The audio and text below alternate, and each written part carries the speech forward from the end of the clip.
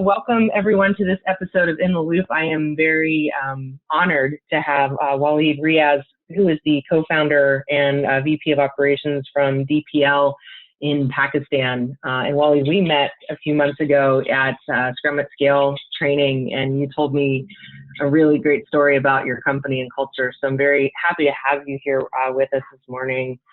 For us and for you, it's the afternoon. So welcome. And maybe what's helpful is just tell us how did you get into this world of Agile and Scrum, and maybe tell us a little bit about yourself. Thank you very much, Beth. It's lovely to be here and be able to participate with you. We as a company, started back in 2004. We were a technology company by heart. We were providing. From day one, we knew that we wanted to do services. We didn't have any ambitions of making products or anything like that. And through that journey, we always knew that our focus would be United States for providing services. And I was an engineer by myself. So my early journey throughout the company was a lot about code for clients.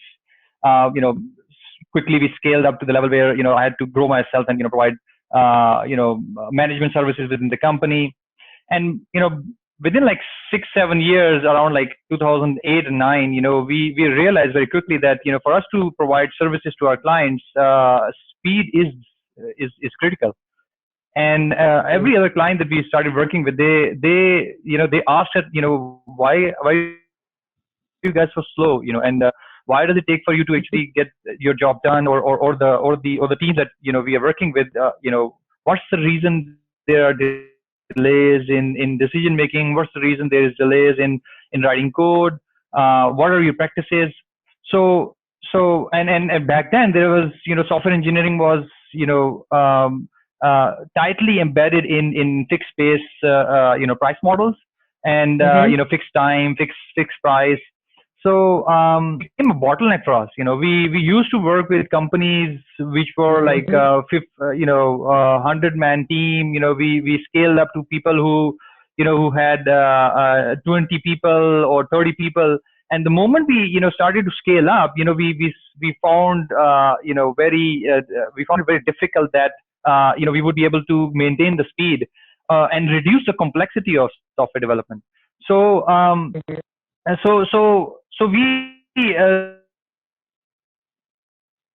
we were pushed into a certain corner where we were doing software engineering.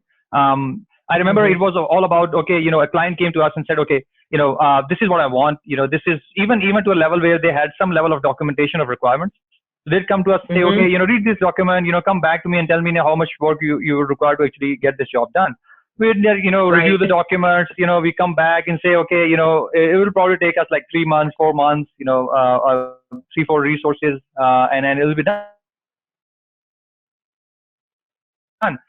And the moment you start into that journey, you'd see that it takes 3 months goes by, you're probably like not even halfway done, and client is frustrated. He's like questioning our QA process, questioning our development methodologies, questioning our leadership, our decision making, going into nitty-gritty details, trying to start panicking and micromanage our resources. It's like all hell break loose, and almost like 8 out of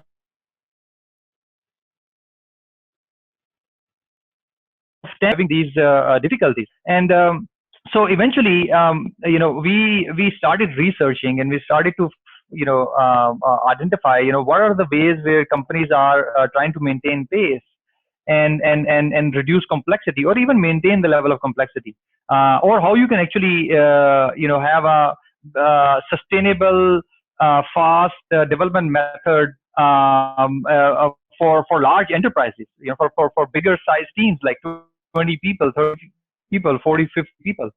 So our first attempt was that we identified Agile in 2009. And I remember I was heading a team of around like 20 people at that time. And I remember my partner came in, he works for strategy. My role is more operations. So I was like baked into, making sure that every day was a successful day for our clients. So I remember he came to me and said, oh man, I've found a really good, way of us to actually, scale up to what we're doing and, scale the organization to 150 or 200 people. And it would be really fantastic, if you adopt this methodology. Point at that time. And, Scrum is going to help us create a new development model and provide speed to our clients. I said, yeah, sure, why not? I didn't really, take the opportunity to really dive in myself. I didn't have time because I was so much baked into the idea of serving the client and making him successful every day and every month.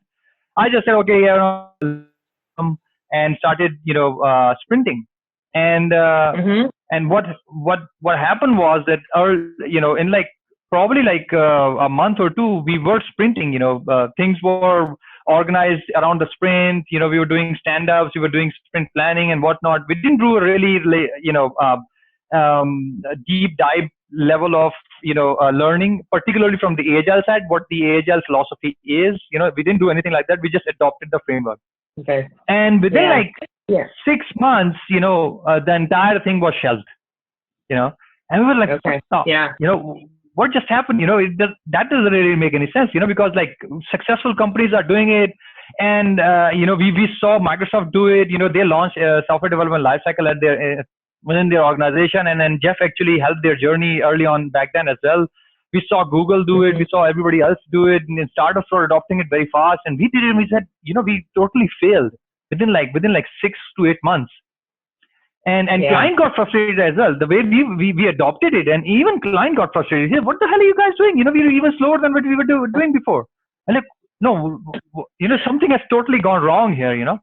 So we shelved it. And think about what you talk about is so common, right? It's so common that teams, get frustrated with this new way of working because one, it's a change, and two, in the service delivery space that you're in, there's this added complexity of the pressures of, gosh, we could have a whole other podcast about contracting with clients. It's this idea that, you're in it for service, you want to do good, it's getting worse. Let's blame Scrum maybe, or let's say it's the framework. Exactly. And I remember, and I know where you're about to go is the conversation of how did you decide to pause your practice, but also the recovery story is really powerful. Is how did you figure out how to not abandon this way of working?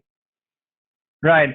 So, we went along our, merry ways, the same thing that we were doing before. 2.5 years gone by, again, we were like forced by here in Pakistan as well as global as well. We're startups methodology or and I remember we were again forced to go back to the drawing board to figure out how we can actually create a method where we become competitive in the industry. We drive the tech. Are we able to create innovation through our models? Do we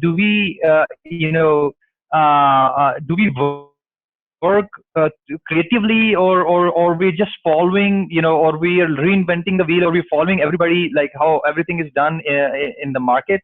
And so what happened was that as we were like again struggling with the same model and same way of developing, and same output was coming in, this time around, interestingly, we embarked ourselves into a completely different journey. We got stumbled into a book by Tony Hsieh called Delivering Happiness. Probably you have heard of it. I'm sure many people who've tried to actually, crack the nut of culture have the tech industry in the United States. So he actually has heavily, talked about the culture of an organization if it has to create success for itself or for its customers. So Delivering Happiness actually is a book about his own journey, as well as actually what he introduced in his company called Zappos. Zappos was a company he created it was for shoes, and then eventually it was bought by Amazon for $1 billion. So, and he extensively talks about culture and how actually he implemented a lot of different ideas within the company, and he actually embraced the entire, all the employees within the company to help develop the culture and maintain. And, so when we stumbled upon that culture, that actually really clicked our minds that why we knew instantly why actually we failed, in the first attempt.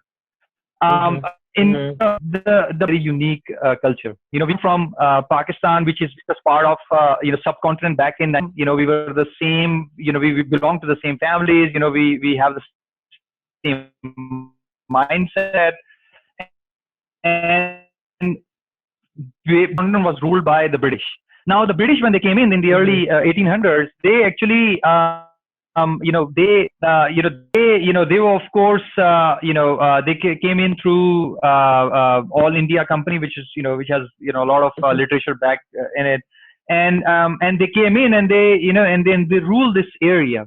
And when they started ruling this area, this was a place of the world which was not very developed. People were not educated here.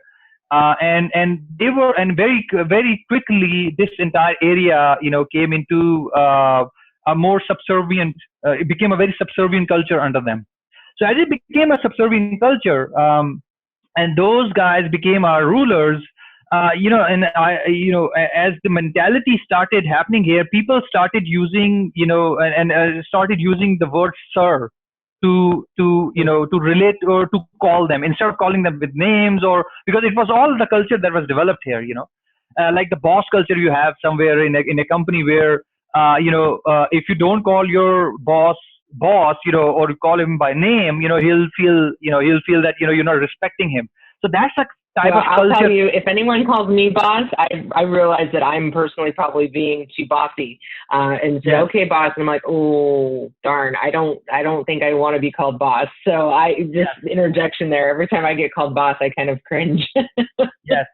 So these words actually came part of our society, where people who would call sir or madam, these words were actually connecting to through the mindset which was more subservient, where you would not look at the value that the other person is generating, but you would look at their clothes, you look at their status, and actually call them through their status. So that actually mindset was one of the biggest challenges for us when we wanted to adopt a culture which was Agile's demand, that people would demand would have respect through the value they're generating. People would be would be transparent with each other. When you have a subservient culture, nobody is transparent with anybody. People would give their commitment. If you have a boss and an employee culture, they wouldn't give you their passion, they wouldn't give you their commitment. So when we embarked upon that book, and when we connected that with Agile, we figured that, oh shit, this is not going to work. That unless and until we don't. So we figured very quickly that it's all about the culture that we're living in. If we are going to address if you're going to address Agile within our company, if you're going to address Scrum within our company, we will first have to develop a culture which allows Agile to be adopted, which allows Agile to be integrated within the entire company. So what we did was to identify all the values that are necessary for Agile to grow within the company. We identified all the different types of mindset which was against those values. So we knew that, we had to kill the idea of, of people calling sir, anybody within the company. We introduced, a character within the company. Let me show you that character. It's interesting, actually. That's great. Well, and thinking about what you're saying, it sounds like you involved your people in doing this, right? And it wasn't only the leadership. That's funny. Yeah. I'm looking at the little guy. Yeah. This is the guy actually that developed. Yeah.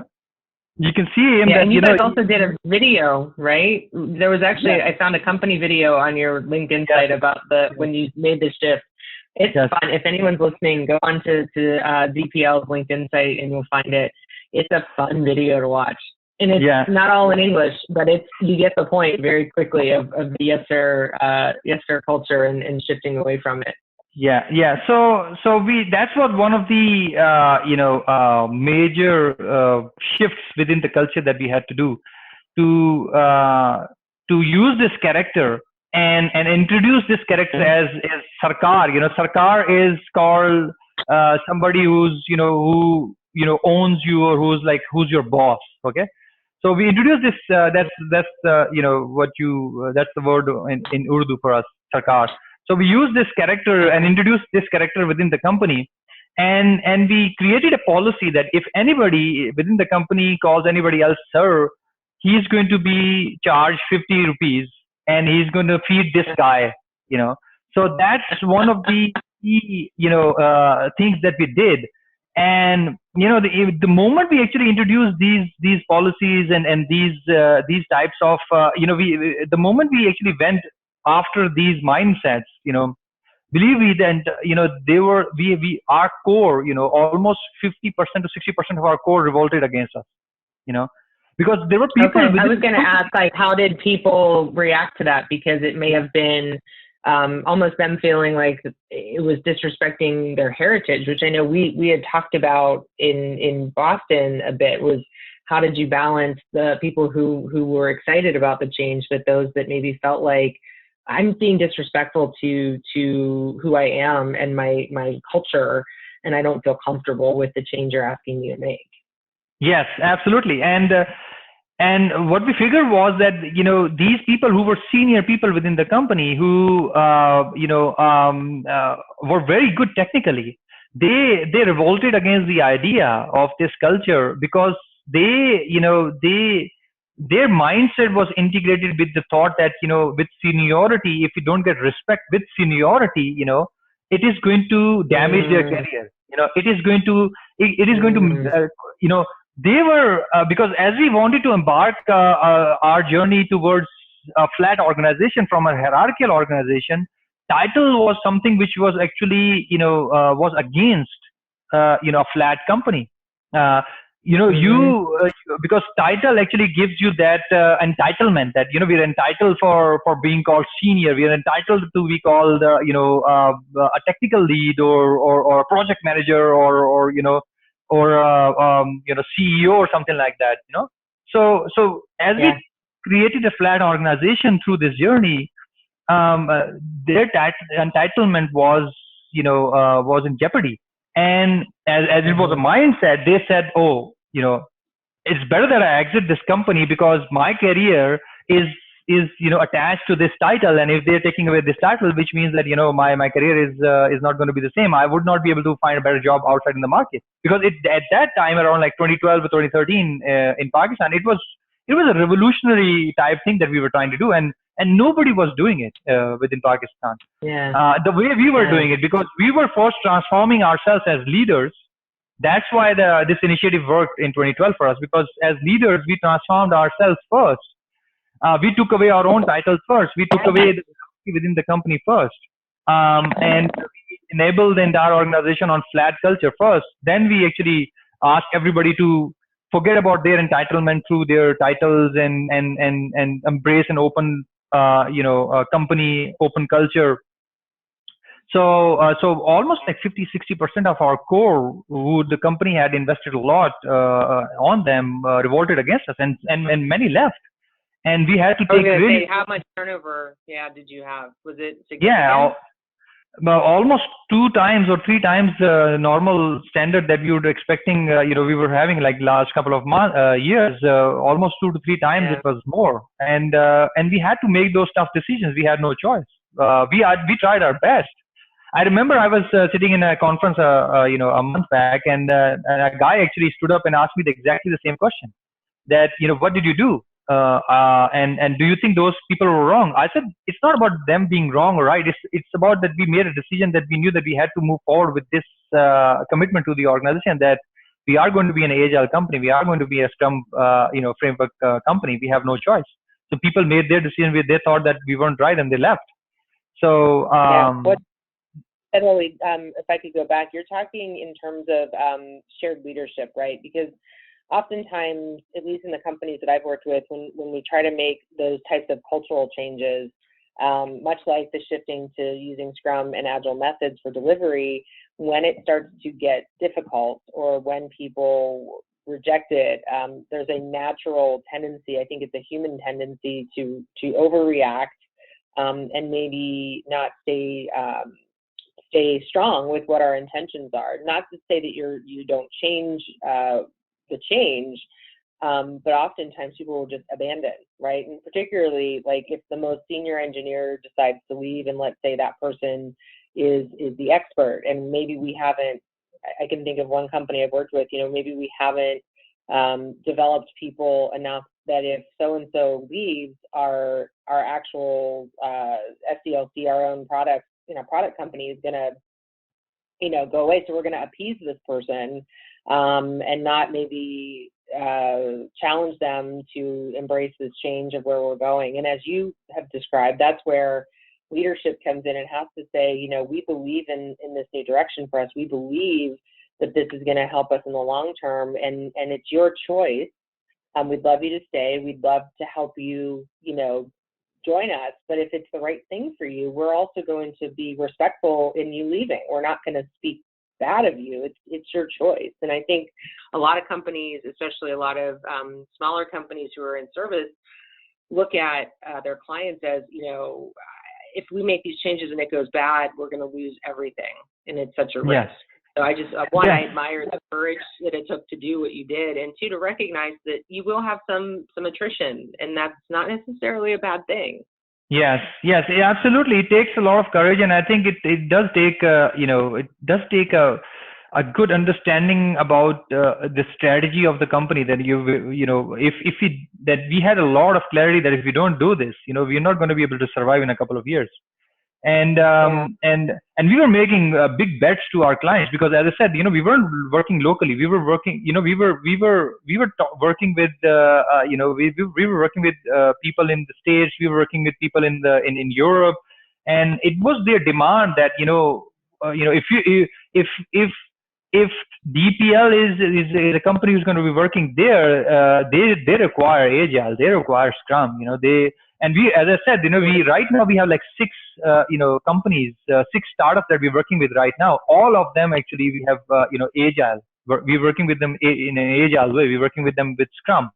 So you can't imagine a world right now where a startup would emerge in Silicon Valley and they don't have this model. You can't imagine that anymore. It's the de facto way.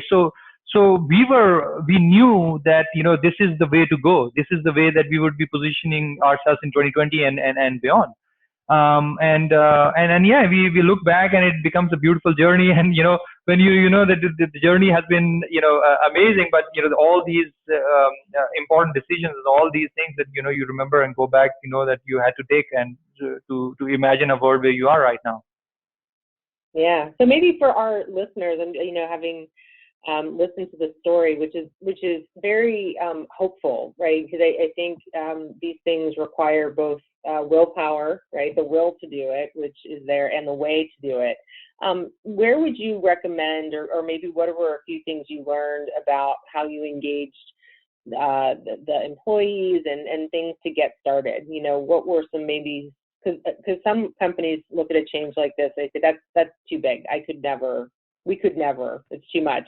What are some of the maybe small things that we can leave our listeners with on if they're thinking about going after this change to create a different kind of workplace? What would you recommend? Well, the biggest takeaways that we look back, 10 years or almost 8 years, that we think that, really helped us make the journey, that the entire ship actually went with us, was that becoming a flat company and actually integrating the elements of a flat company was one of the key things that we did, which meant that we used to take a lot of centralized decision making. A lot of decisions were coming through leadership, a lot of decisions were coming from the top, and employees were just at the end of the day they were just saying, okay, you're making the decision. I don't know where you're going. I don't know where you're taking the ship. I don't know if you're going in the right direction, the wrong direction, or you're taking it to hell or heaven. So we figured that that engaging the employees transparently, which transparency is one of the keys of Agile, and also decentralizing our decision making. One of the key things that we did early on was to ensure that we went away from a centralized HR process.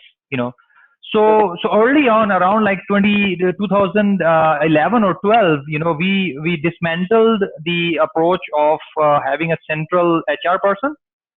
We took away that. We added on a HR person who was good with filings and organizing things. And we learned the art of doing HR in Agile ourselves. We did it ourselves. We learned it heavily. We figured that it was a completely different way of doing HR management. It was totally non-traditional.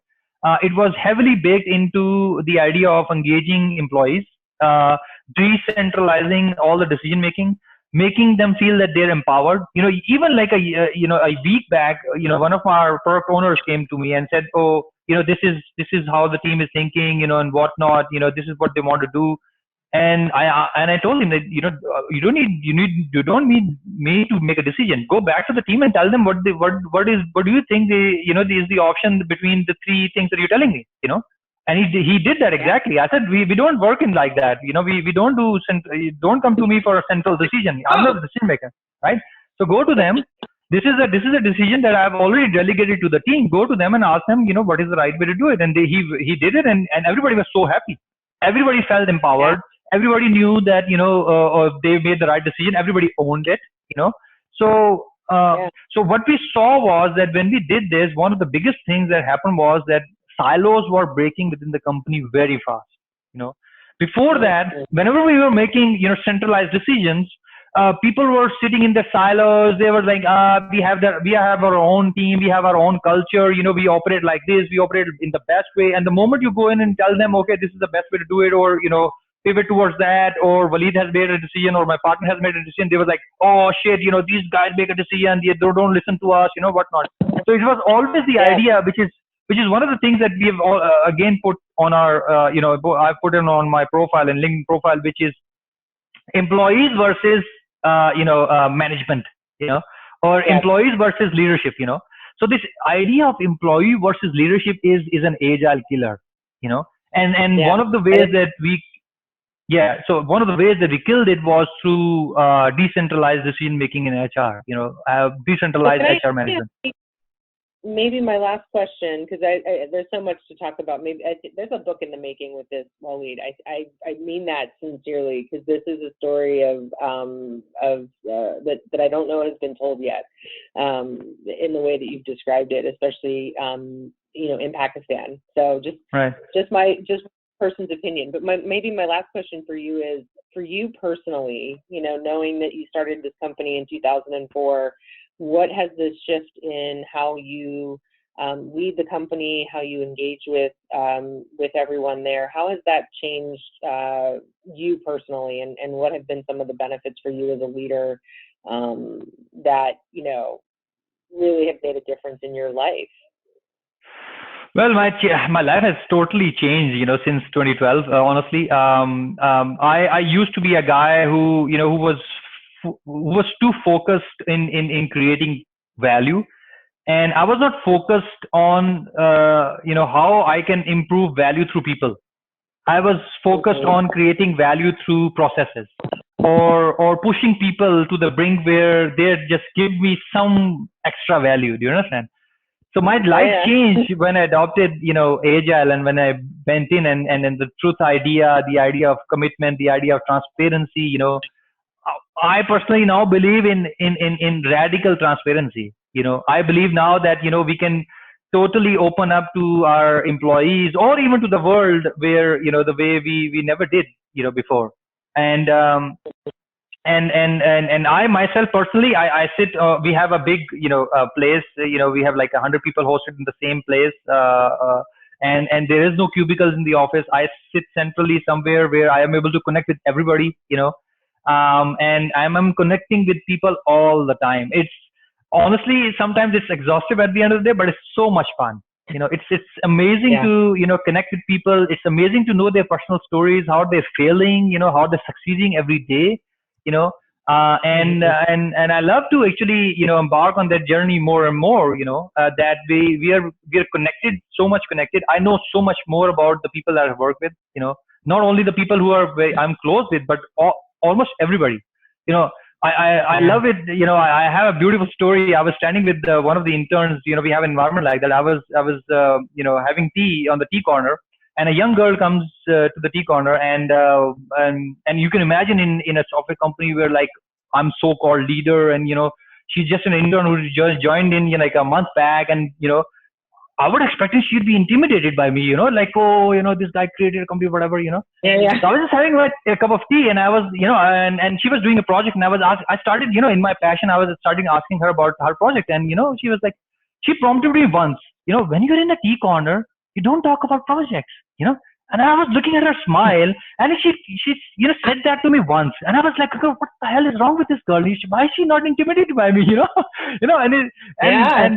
And she said it like, and I went again. I started asking her about again the house work. It's not that I was like, too much ingrained into bossing her around or anything like that, but I was just amazed by how relaxed and calm she was around me, and like, and she was and she was an intern. And that made my day. That made me so happy that, if a girl comes in like a month, within the company, and she's so relaxed, she's like, and she's saying that, don't talk to me about a project right now. I'm having tea, I'm like, yeah, where to go, So but that's awesome. And I think what you just described is that, change is possible. And listening to you talk, similarly for me, many years ago, I was also that type of a leader who was, very passionate, very much about like, let's drive process, let's continue to deliver. But the people side, and I was in HR, right? I mean, so take it to that next level. And it wasn't because I didn't care about people. It was just my mindset was about delivery first, people second,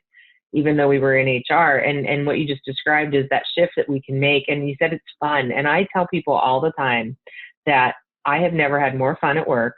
Working with people like you around the world who are doing these great things, watching people be engaged in their jobs, and doing good productivity and innovations, and we're helping create these environments where people, like you talked about your intern, enjoy coming to work, can be themselves, feel respected, but also do good work. And that to me in HR, that's been what we've been after for 20 years. And so I feel like the work that you all have led at DPL is just such an inspiration.